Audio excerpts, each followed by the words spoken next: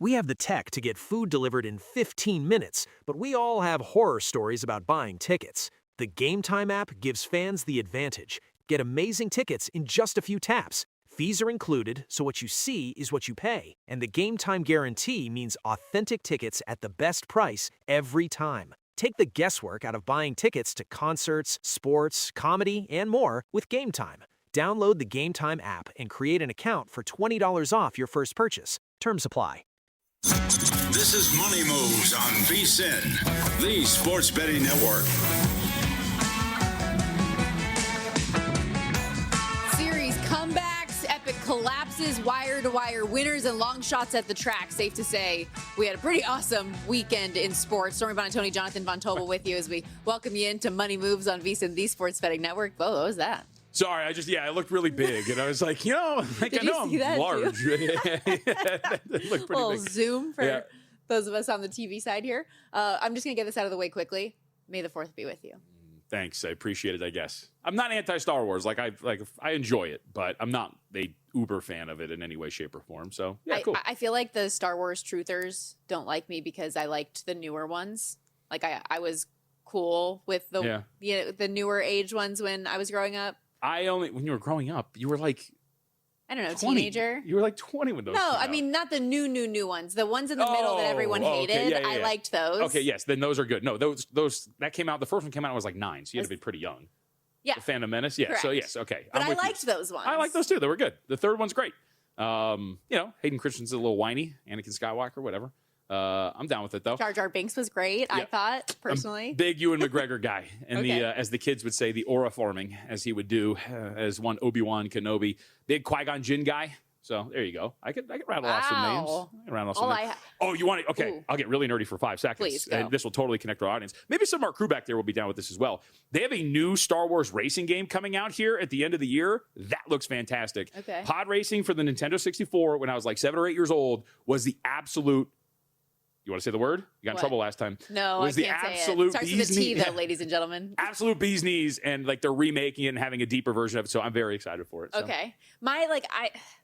The only thing I really remember as a kid when I was into that kind of stuff was the lightsabers that you could have, and I was super jealous because I had the plastic kind of like lame ones that wouldn't make any noise, and then my rich friends had the legit ones that would bzz, bzz, and it was so cool.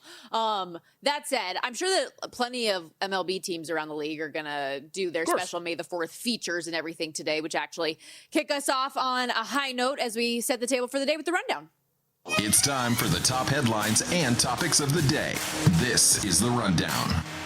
12 MLB games on deck today, JVT, so we will play ball a little bit. And as I say, may the 4th be with you. It's also Jose Soriano Day, which means your Angels actually have a chance to win, which is exciting. Yep, so hopefully Jose Soriano is going to mow down these hitters like Anakin did to those children in the temple in the second or third movie it was. All right. Order 66, just absolutely slaughtered every single one of those kids just like Soriano's going to do it today. We've taken this too far, but we'll get to that a little bit later on in hour 2 of the program. Plenty of NHL and NBA round 2 previews to get to. 2 series already underway on the ice. We'll have a good conversation about 15 minutes with EJ Raddick of NHL Network. We'll also have SiriusXM NBA radio host Mitch Lawrence join the program.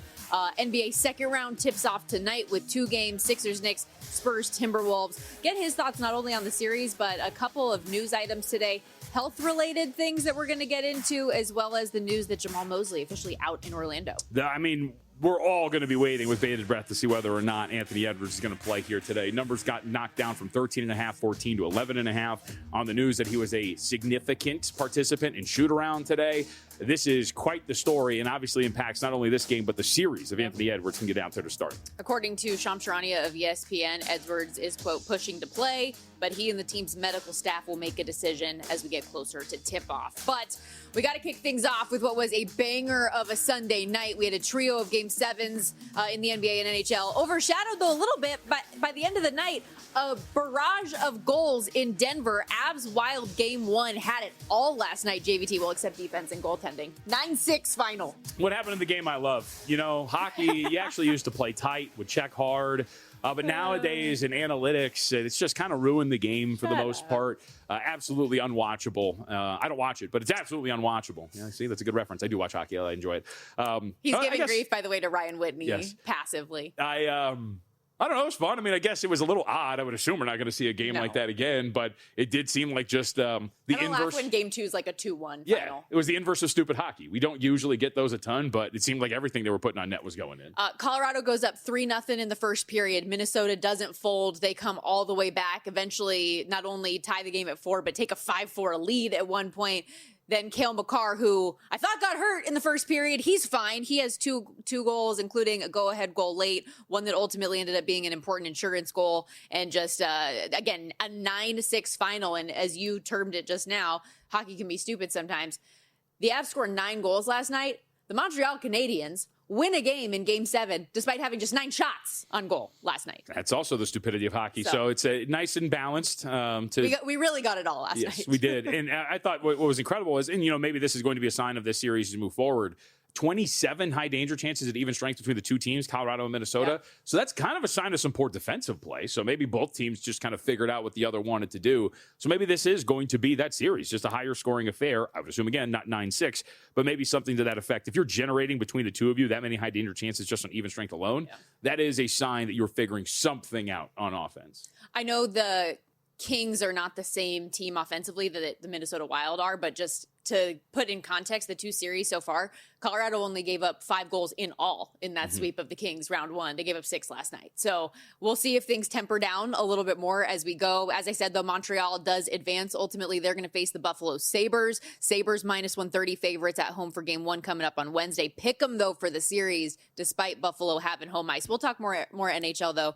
in a few minutes here. Like I mentioned, EJ Radick, kind enough to join us in the next segment. But to the NBA we go, where I actually want to start with the series comebacks. We see the Pistons and 76ers both down 3-1, rally all the way in their respective series. And while I know on paper, Detroit being the top seed and being down the way they were, coming back, maybe that seems like the story for some. But I think for the majority of us, the fact that the Boston Celtics end up going down to Philly is pretty stunning. Yeah, there's a lot of different reasons for it. And I think it's almost like a smorgasbord, right? Like there's so many different things to pick from and where you want to go in terms of how you tell this story.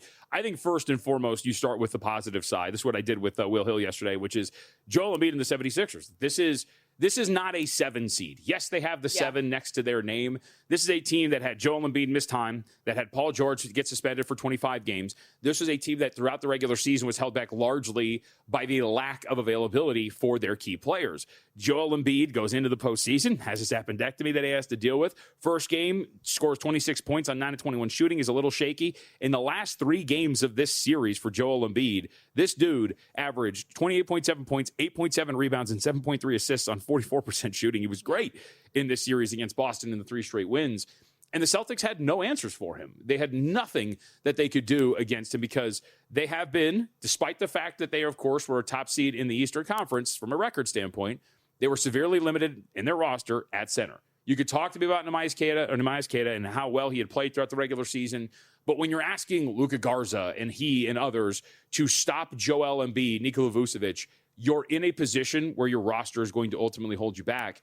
And it brings me back to a conversation that I think I always like to think about here.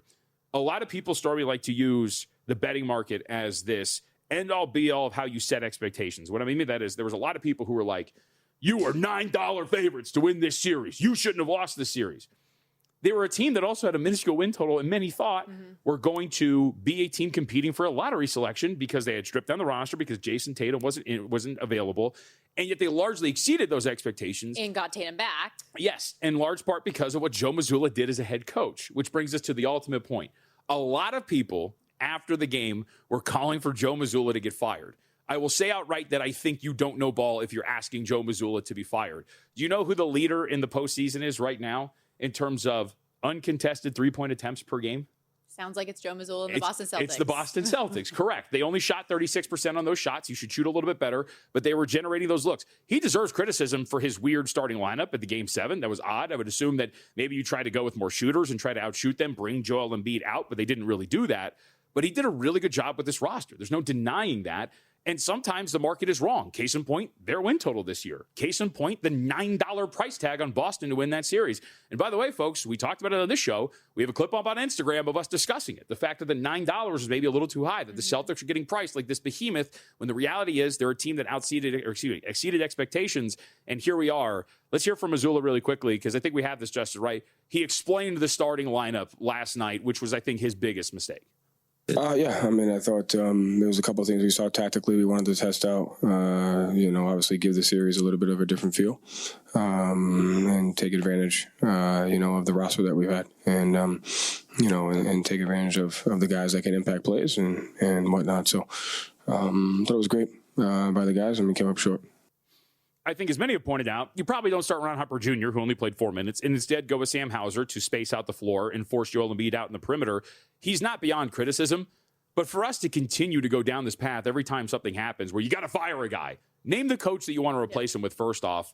He has done a pretty good job. They also won a title 2 years ago. It's ridiculous that we go down this path every time. They shouldn't have been $9 favorites. They're a team that exceeded expectations, and they lost to a team that is much better than what their record and their seed indicates. I do understand the frustration, though, to your point about the starting lineup, though, and fans being upset about that. It's the first time that group had ever started together, and you got 3 of the 5 that ended the game without a single point. So, yes, there are reasons to be upset.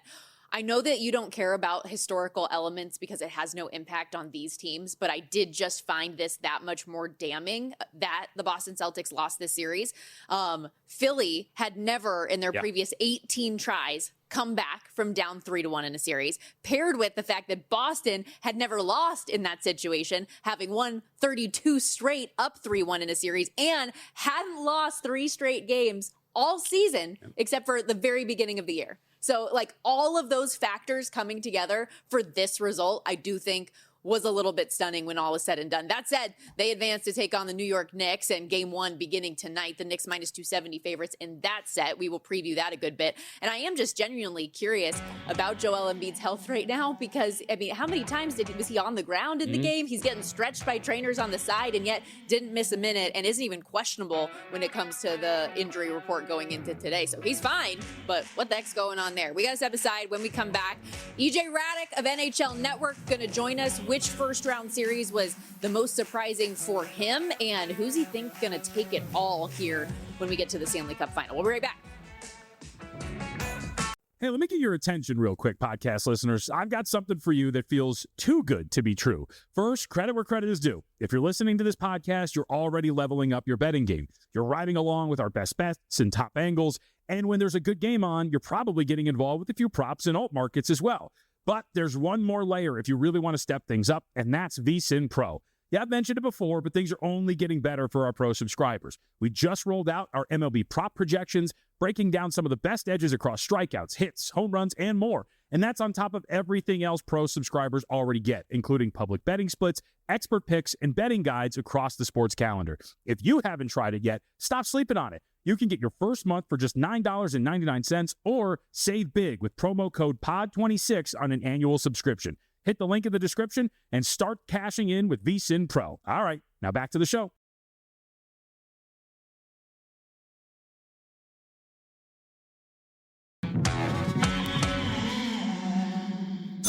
You're watching Money Moves here on VSiN, the Sports Betting Network.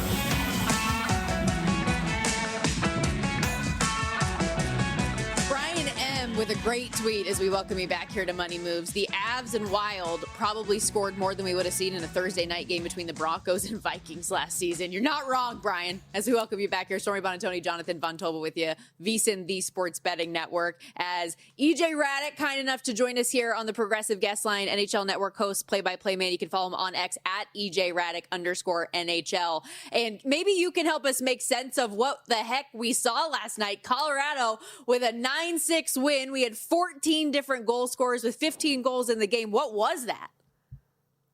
That was a lot of fun.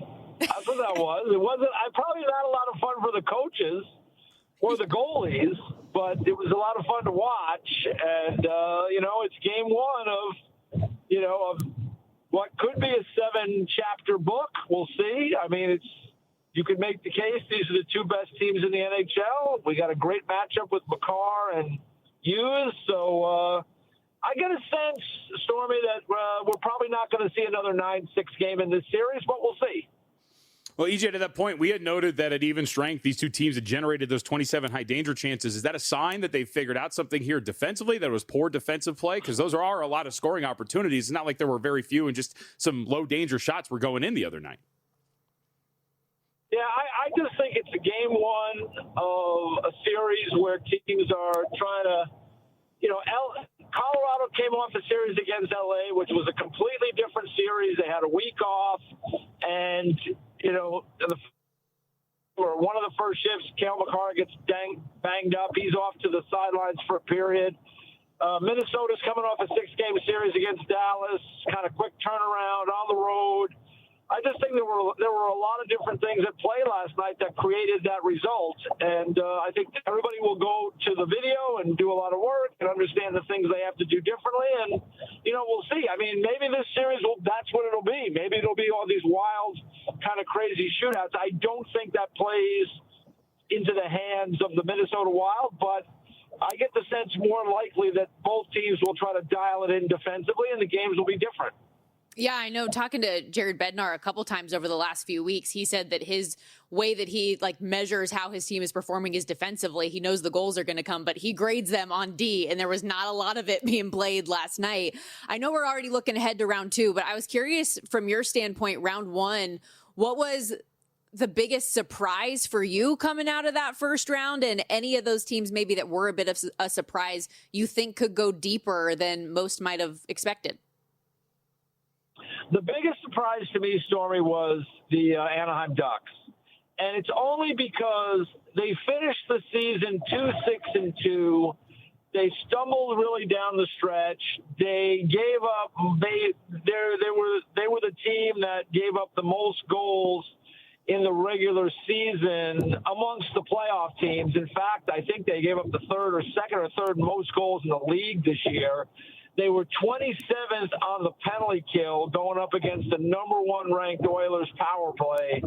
And while the Oilers don't necessarily defend great, it just seemed like it was a bad matchup for a team that was not finishing the season very well and was young and, maybe just happy to be there. But at the end of the day, they proved to be able to turn a switch, so to speak. The young players played very well. Troy Terry said, that game 1, we learned in that game that we could play with these guys, and that gave them some confidence. Changed the dynamic of things, and Anaheim played very well. So that's the biggest surprise to me, Stormy. I just, Edmonton had been in the final 2 years in a row. They were getting Draisaitl back of injury, and you look back and maybe there were some signs that it was going to be more of a struggle, but I just didn't think Anaheim, based on what I saw in the last month, was going to be up to the challenge. But they were, and they're kind of a live wire right now. I mean, they've got young players, they play fast. I think that'll be an interesting series with Vegas. Many people are kind of writing them off. I don't know. I think they've had a lot of success against Vegas this year. I think it'll be a good series. Yeah, how do you think I was talking about this a lot during the series. Carter Hart, though, kind of bowed up at the end of that series against Utah, played a lot better. How much of that do you think translates here against Anaheim, and how this Vegas defense is going to hold up after a series in which they look shaky at times against the Mammoth? I think that it'll be a tougher challenge for Carter Hart, just because I think Anaheim will generate more shots. Like Utah, the way they play, they gain the zone, and it's got to be a very analytically driven offense, which I think a lot of these teams do now, guys. I mean, I think Cooley scored a goal, might have been in the first or second game, where he comes over the blue line, he's on his off-wing side, he has a step to the net, and 15 years ago, he would have just driven to the net and tried to score. In this case, he decides to pull up, passes the puck back to Nate Schmidt, who, look, he has a shot. He passes. He moves the puck over to the far wing. The puck comes back through to Cooley, and he shoots and he scores. They execute the 4 passes, and it's a great goal. And Cooley, finishes with a great shot. But Utah plays that way. They like the high cycle game. They like to create passes through the seams like a lot of teams do. That's probably, statistically, that's the best way to beat goalies. I think Anaheim will shoot the puck more, will generate more shots, will look for more rebounds, will look to create traffic in front of Hart more, and I think that will be a more difficult path. And plus, they've got some guys. I mean, Utah has some guys that can rip it, but Anaheim's got even a few more, I think, that can do that kind of damage. So, I think that'll be a challenge. At the end of the day, that was the story for Vegas all year. I don't have to tell you guys. I mean, their goaltending wasn't very good. Carter Hart has come in and played well. He's going to have, I think, a bigger challenge in this series. Yeah, Vegas out to minus 210 favorite in the set. Did surprise me a little bit how big of a favorite they were, to your point, EJ. Ducks plus 170. Looking ahead to the Eastern side of things, the Canes favorite in the East, but historically have not been a team you can trust once you get to the Eastern Conference Final. Dominant so far, 5 straight wins. They get the round 1, game 1 win against the Flyers in strong fashion. Should we believe this year is different for Carolina?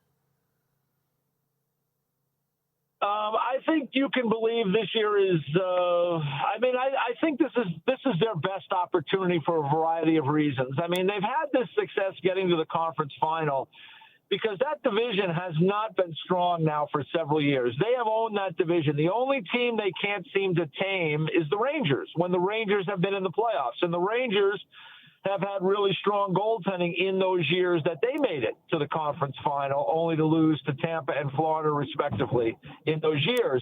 But Carolina's had it their own way. They had, I thought, not a great match in the first round with Ottawa because Ottawa had played strong down the stretch. They rolled the dice on Freddie Anderson again. Got to give Roddy Brind'Amour and those guys credit because I would not have started them. They chose to start them. And in the end, that decision was a good one. They won in 4 straight. Now I think they're in a really good spot against the Philadelphia Flyers. I just think that the Flyers are kind of a team that finished strong, beat a slower Pittsburgh team. I don't think they're really a great match for the Hurricanes. As you saw in Game 1, it was a struggle. I think the Canes get to the conference final. I think it'll be interesting to see who comes out of Buffalo, Montreal. But Carolina has got a lot. I mean, those teams are actually very good, Buffalo and Montreal, and they could easily win. But they're not Tampa and Florida in years past where they're going to bully Carolina out of those games. So I think Carolina has got a chance to get to the final this year. The question is going to be then who is there waiting for them. If it's Colorado, I mean, it could be a wildly entertaining series. But I just don't believe the goaltending for Carolina can get them through 4 rounds. But I do think there's a chance they get to the final this year. Last 60 seconds with the EJ. Who do you think comes out of that Buffalo-Montreal series? Boy, I got asked that a couple times today, and it's a tough one because I like the goalie for Montreal. I give the edge in coaching to Marty St. Louis. I think the matchups in the middle are interesting with Suzuki, who's a terrific player, terrific two-way guy. Tage Thompson is a force. I've said all year the top 4D for the Buffalo Sabres is as good a top 4D as any in the league. But that group for Montreal moves the puck very well, too. So I think that could end up being a 7-game series and a toss-up. And, goaltending and Marty's ability to get the most out of that team, maybe I give a slight edge to Montreal. EJ, I know it's a busy time. Thank you so much for making some time for us today. Appreciate you. Hey, my pleasure, guys. Anytime. Stormy, keep up the great work on the games on ESPN. You're awesome. Thank you so much. EJ Hradek doing a great job over there at NHL Network. I really, really appreciate his time. Like I said, especially right now with all these games going on, all these shows that he has to host. Why are you like, well, you're like always, why are you smiling at me like that? You're my co-host, and I appreciate you. You're the devil.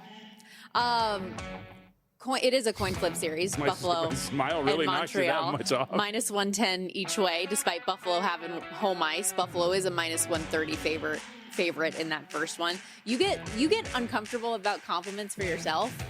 I think you get even more uncomfortable if somebody says something nice to me.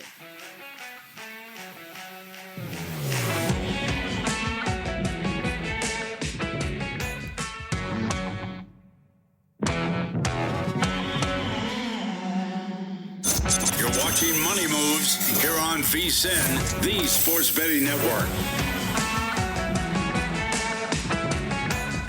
Money Moves. Stormy Buonantony, Jonathan Von Tobel with you live from downtown Las Vegas Circuit Resort and Casino. Coming off of the hockey conversation we had with EJ Radick a segment ago. Did want to update as far as the Vegas-Anaheim game goes tonight. William Karlsson will play tonight, according to head coach John Tortorella. It'll be the first time that he's back in the lineup since November 8th. He did travel with the team this past weekend to Utah and practice in a non-contact jersey for the first time that we had seen. But, I mean, Kelly McCrimmon, Torts had both been pretty vague and cryptic about when his availability might be. We thought it would be at some point here in the second round, but to get him back game one of round two, a bit of a surprise, at least for me.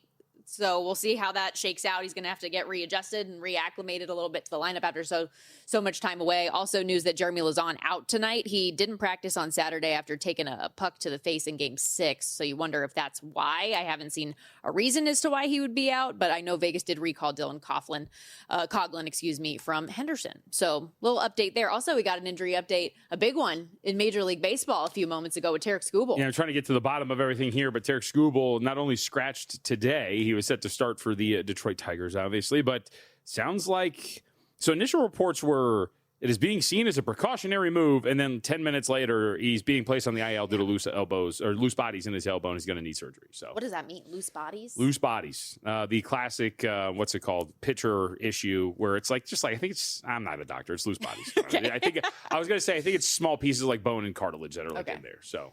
But yeah, not great for the 2-time Cy Young winner. So as we get more information on that, obviously we'll relay it. But scratched for tonight after the expected start. And poor producer Justin, he had a parlay going tonight, and Skubal was going to be a key leg in that. Would have been a winner.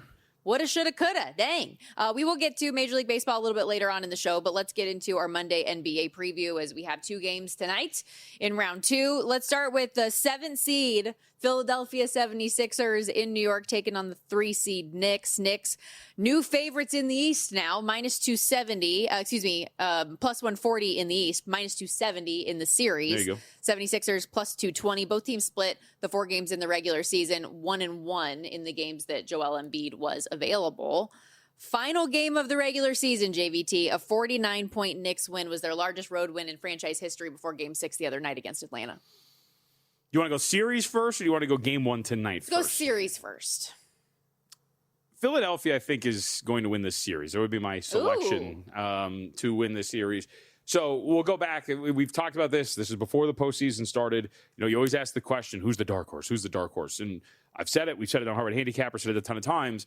Philly was the dark horse. They were the fly in the ointment. If they were going to be healthy, if they were going to be fully put together, this is a team from a talent perspective. Is not a 7 seed that has the upside of being one of the better teams in the Eastern Conference. And then, of course, Joel Embiid had the appendectomy, and then their status was in question as a team. And we know what happened from there. If they come back, they beat the series. They win the series against Boston. I think this team is talent-wise on par with what this group has, the New York Knicks.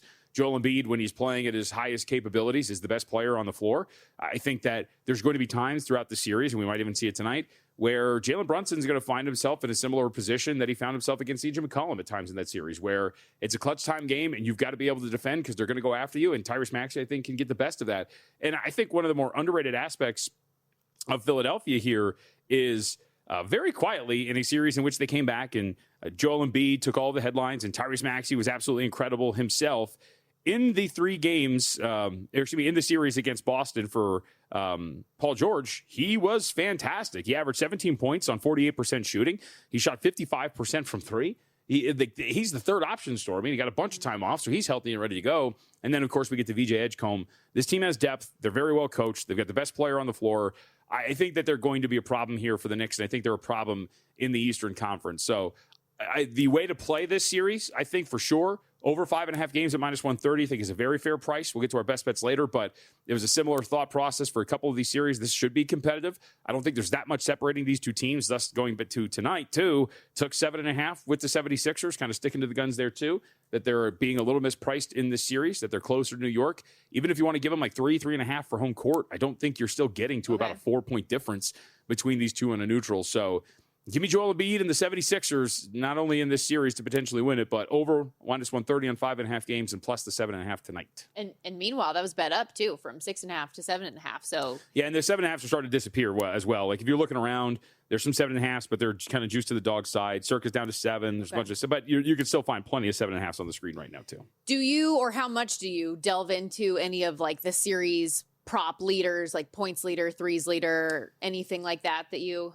get into? Are you doing that on purpose because we lost Josh Hart at 30-1 to lead the series in rebounding after he had a fantastic start against Karl Anthony Towns? I wasn't needling at all. I would never do that fantastic. to you. Yeah, you can look at these. I mean, I think there's not really like a ton I thought that stuck out in a series like this. I do wonder if you're looking at it from the perspective of, series leader in terms of 3-point makes and whatnot. I don't find like a ton of big edges there. Do you want to take like a little bit of a longer shot? We mentioned like Paul George has been playing extremely well and is a third option. Is he going to have some opportunities to potentially hit that mark? I think he's been very good, but this series, not so much between these two that I was looking around the markets and thought that maybe there was going to be something worth playing here. All right, how about Minnesota and San Antonio? We mentioned it off the top, but the big story here, Anthony Edwards, and will he be back potentially as soon as tonight?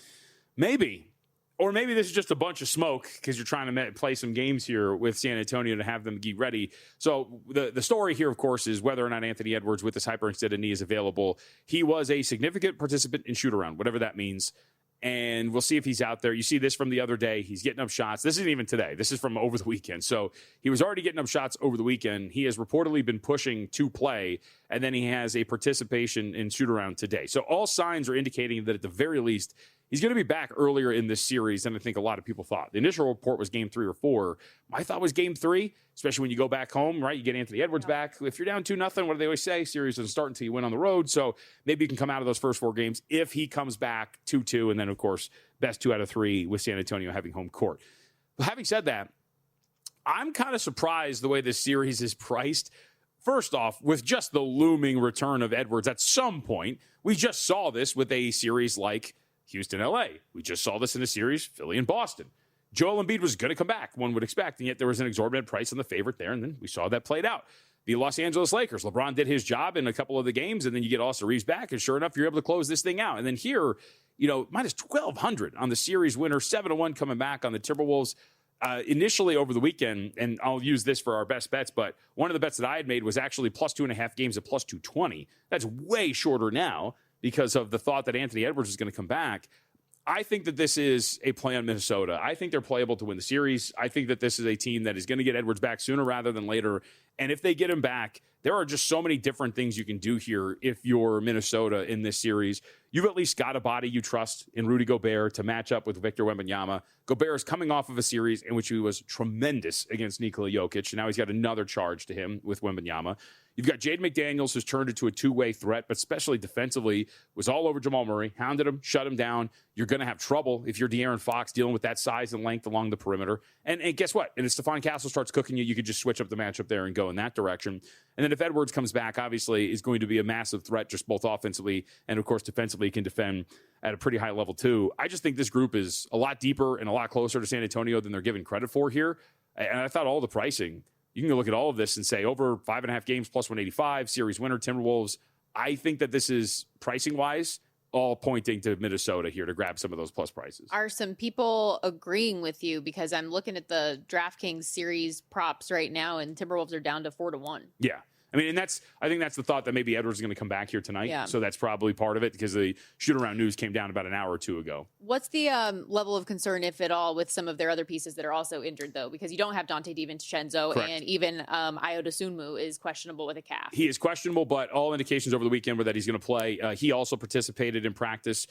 Finch's quote was that it was a medium-intensity practice, whatever that means. So, and he was upgraded to questionable, so that's like a good thing here. You're trending in the right direction. My assumption, and you never want to assume anything, is that Dosunmu is going to be available for this team. The question really is just whether or not Anthony Edwards is going to be out there tonight. Okay. And by the way, I don't think he is. So here's another way to do this. I think you're probably playing some games. Maybe he comes back game 2. But my assumption is that they lose this first game.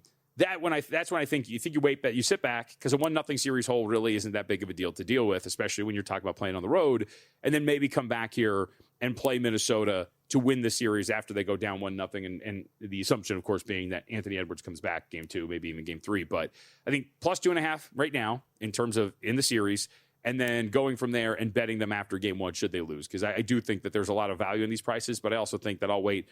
Take the expected loss, if you will, and then jump in on Minnesota after game 1. Okay. Again, where we sit right now for game 1 and the news or questionable news about Anthony Edwards, we've seen that number come down a bit. So 11.5 in favor of the Spurs right now. And as we talk about all this, remember, if you are betting the NBA postseason, the NHL playoffs, vsin.com has you covered with everything. And for a limited time, you can get our annual subscriptions, usually $240 for just $199. When you sign up today, we're also throwing in 2 extra months for free. That's 14 months of vSIN Pro for less than 50 cents a day. You just got to use our promo code PRO, P-R-O. That'll get you access to everything we have on the website, unlimited access to all of the articles, all of our betting guides, the prop tools, real-time betting splits, vsin.com/subscribe, promo code PRO.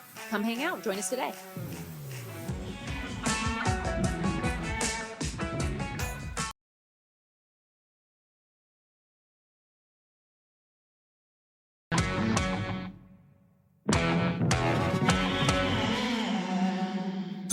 You're watching Money Moves here on VSiN, the Sports Betting Network. NHL and NBA postseason rolling on as we welcome you back to Money Moves, VSiN, the Sports Betting Network, Sirius XM, Channel 158. What's that? And they've just been both equally entertaining and fun. They honestly have both been very entertaining and fun. And I know that you're saying that tongue in cheek and that everybody gives grief to the NBA, but the fact that we had a pair of teams come back from down 3-1 in their respective series, things got interesting. We had some fun game 7s. Why not? We did. The Pistons game wasn't really that great. Halftime, you can kind of see the writing on the wall. Paolo Banchero was showing out, but I have the evidence. I texted our Harbin handicappers, and I was like, turning it over 20 times and then having Paolo Banchero being your only scorer is probably not a recipe for success. Yeah, and one would guess. Yeah, and sure enough, they got smoked in the second half. Yeah, I was going to say, how many points did they score? Like 19? That was game 6. That was game 6 in which they scored. Yeah. And then game 7, they were just second half. Yeah, same thing. It wasn't awful. It was better, but not significantly better. Jamal Mosley's on the way out. That should be mentioned. And then which that can't be too much of a surprise, right? Because this is a team that largely did not meet expectations. I thought you were going to say the other thing, which is did not like Jamal Mosley, it would seem. There's that as well. And look, you can't trade 5 first-round picks for a player like Desmond Bane and then lose as an 8 seed in the first round. I mean, you shouldn't be an 8 seed to begin with and then lose in the first round like that. Just unacceptable. It sounds like there's just a real problem in the locker room in terms of culture or whatnot. So you got to get somebody in there. Now, the first name that I saw was Tom Thibodeau. But the first call that I would make, Billy Donovan. Come on down, buddy. Because all this nonsense about, he wants to get back into coaching. No. You're a pro coach. Yeah. Call Billy D. He dealt with Chicago for forever. I think he's a good coach. I mean, Michael Malone's not a pro coach anymore. No, but that's a little bit different. Like every year, Billy Donovan had been, hey, is he going to take this college job? And like, no, not really, because he's a pro coach. Well, he for North Carolina was the big name that everybody was talking about, and then all of a sudden Malone just kind of like scoots in there in the back door. But I mean, did we mention this? Because I know sounds like Malone was probably like 95% of the testicular fortitude of the Denver Nuggets. I mean, they wimped out to the end of that series. They needed a guy like that. They needed a dog, not a bunch of cats. I mean, this was a Nuggets team I know you believed in a lot. Like, how disappointing was that truly to see them kind of fall? I think it's fair to say fall apart given the injury situation on the other side. There you go. I told that to Will last night when we were on his podcast. Should have been more podcasts, part of the VSiN family. Check it out wherever you get your podcasts. Along with Money Moves. Like, rate, review, and subscribe. We'd appreciate it. We should acknowledge that they had some injuries to key players, especially wing defenders like Peyton Watson and Aaron Gordon. That does suck, but they were kind of whiny. Adelman sucked. He did. No. Lost a ton of aura, as the kids would say, in that series, and got mogged, I think, in that series as well. So what are you talking about? That guy. That looks clavicular? Guy. Are you talking about clavicular? Oh, Come on, these are all what's references. Going on with this these person? are all references that our audience gets. That's a person that you find interesting. It isn't actually. All of my knowledge comes from Zach Cohen, who brings him up like all the time. Speaking of podcasts, Hardwood Handicappers, check it out wherever you your podcast. We'll get back to the NBA in a little bit. We do have 2 more games coming up in the National Hockey League tonight, as well as round 2 continues, beginning with Philadelphia, Carolina. We've got game 2 of that series already underway before we even start. So what were your thoughts before that series started? I thought that Carolina was a rightful big favorite and would play well. I did not think they were going to look that dominant against the Flyers. Mog them, potentially. Mock them. They absolutely destroyed them. And this is a series I thought could go 6. Like I thought that the Flyers could win a couple games, and now I wonder if they can win one. Ooh, really? Like Yeah. you're that far gone, huh? That was bad. It was bad. They held the power play over. It was just a 3-0 shutout. Even Rick Tocchet said he didn't feel like his team was mentally prepared going into the game, which isn't what you want to have. Sounded like they drank a little bit too much of their own Kool-Aid, admittedly, in that this was a team that exceeded expectations and was counted out to make the playoffs, period. And then they beat a rival and we're kind of riding that a little bit too high going into a barn in Carolina that is deadly. Like they have been awesome for years at home and they showed it. Yeah, observationally, they looked absolutely fantastic. Thought they were kind of skating circles around him a little bit. They're well rested, right? Sure. But yeah. Well, and that goes back to what do we talk about all the time? Rest versus rust. Yep. Because you come out hot, it's rest. Because you don't, it's rust. It doesn't matter. Every situation's different. And Carolina came out, bamboozled them for a little bit. And even strength, they had quite a few edges. It wasn't insanely dominant at even strength in game 1. High danger chances, it was 5-2 in favor of Carolina. Shot share was overwhelmingly in favor of Carolina. So that's going to be part of it. If you're just going to dominate and just stay in the other zone and just pepper them with shots, eventually you're going to get through. So maybe that's going to be it. But I think that's the saving grace for Philly. We talked about it. The Minnesota Colorado game, you had 27 high danger chances at even strength between the two. This, you only had 7. Yeah. So if you're the Flyers, you're at the very least coming back and going, all right, we only give up 5 high danger chances. We just got to get the puck out of our own zone. And we feel like we can do a little bit better here and maybe put up a little bit more of a fight. No? A little bit more of a fight, yes. But what is that going to look like big picture for a series? I don't know. I think that Carolina is going to end this thing. Not say necessarily that this has to be a sweep, but I think this looks like a 5-game set, maybe. The Would Flyers you take can steal one at home. plus 2.5 games of Philly at even money? Sounds like no. I feel bad, especially after I was so pro Flyers in the first series and this is the team I was talking about, by the way. Yeah. But this is the team I was expecting when you bet Pittsburgh the way you did to win the series. Yeah. Still questions, by the way, also about Owen Tippett on the Flyer side. He was their regular season goals leader. He's day-to-day right now, so that's just another layer to this, I think, on the Flyer side of this. What I do like, though, and I do think an angle to play this consistently kind of on a night-to-night basis is I think unders are consistently going to be in play in this thing because of the way that the Canes play defensively. Freddie Anderson, we've talked about this a lot already just through round 1.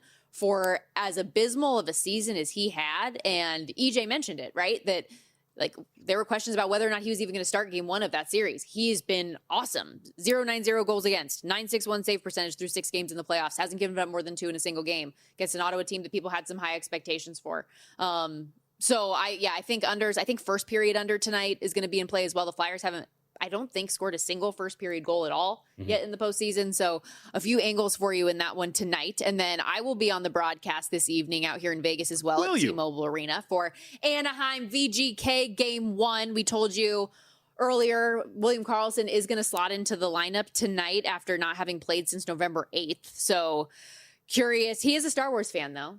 So maybe today you of all that off days. the top of your head? Yeah, he's big into all of that stuff. I work for the team. I know some weird things about their players. I don't think that's that weird, though. But maybe he could get a little extra Star Wars Day bump. Anything scandalous? You want to give us something good? Nothing scandalous. He's a nice person. No, I just mean about the team in general. I you got some dirt. Yeah, that's what I'm saying. Yeah, all right. Here we go. Every team has their own thing. I'm surprised they're this big of a favorite. I am as well. And it opened minus 170, minus 180, and they have been played up. Yeah. So minus 210 right now is what I'm seeing at DraftKings and some other places. I feel like the Ducks are just a slightly better and bigger version of Utah. And so that can lead you down 2 directions of Utah played really well against the Golden Knights and caused them some problems for a handful of games in this series.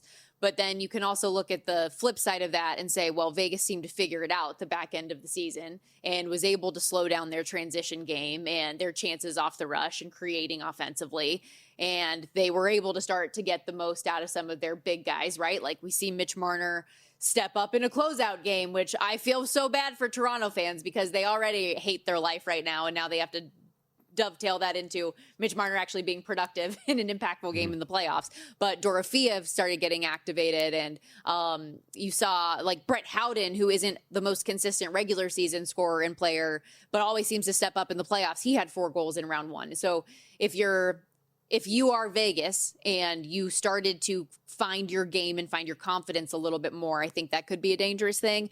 That said, like Anaheim is young and hungry and confident. They swept Vegas in the regular season. All of the games were close, though. Like all were 4-3 finals. I think we're probably going to get goals in a handful of these games. I don't think, though, that Anaheim's power play is going to operate at a 50% clip like it did in round 1 against Edmonton. Vegas is one of the best penalty kills in the entire league. So all of this to say, I agree with you that I don't think Vegas is that big of a favorite, but I still think they're the better team in this one. And I said going into that final game against Utah that I thought Vegas was going to win that game. And if they did, I think they beat Anaheim in the next series. And I stand by that.